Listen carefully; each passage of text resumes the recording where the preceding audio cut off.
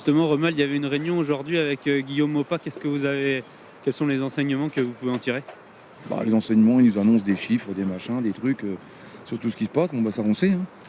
Bon, on est mis devant le fait accompli, quoi. Voilà, on s'en prend tous ennemis dans la gueule. Et ben voilà, hein, les statistiques ont été faites que toute entreprise qui fait 300 000 euros de chiffre d'affaires va mettre la clé sous la porte. Dans l'année, hein, je parle évidemment. Donc, parce que ça supprime un gars dans la cour.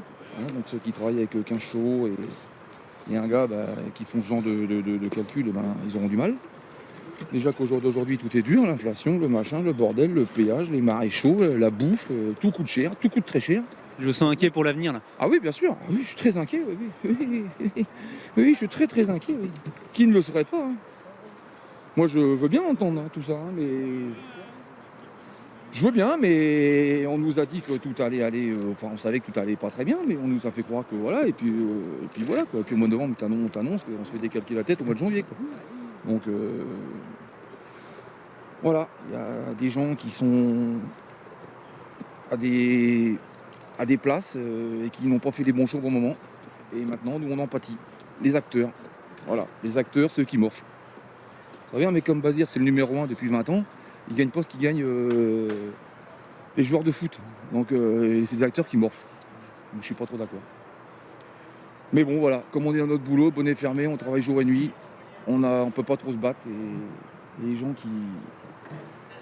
qui se battent pour nous, ils n'ont pas fait bien depuis 3-4 ans, 4-5 ans. Après, la critique est facile, hein, mais moi, ce que je vois, c'est ça, quoi. Le prix de la ville le Grand Prix, là, enfin, pas le prix de la Côte d'Azur, mais l'autre, là. C'est 50 000 l'année dernière, c'est 30 000 cette année, quand même. La filière cheval, ça fait vivre beaucoup d'emplois.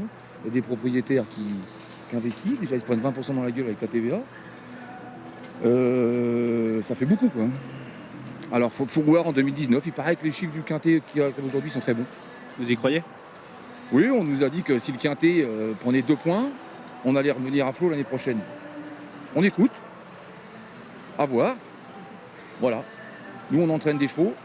On travaille 18 heures par jour. Jour férié, jour de Noël, jour de l'an, dimanche et tout ce qu'on veut.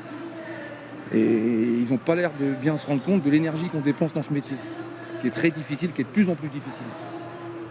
Voilà, j'aurais bien qu'ils prennent un peu conscience de la difficulté qu'on a. On est rincés morts, on travaille comme des abrutis, nous et notre personnel évidemment. Donc ça, il faut que vous en ayez conscience quand même, qu'on est usé, fatigué. Le message est bien passé et merci pour votre franc-parler comme d'habitude.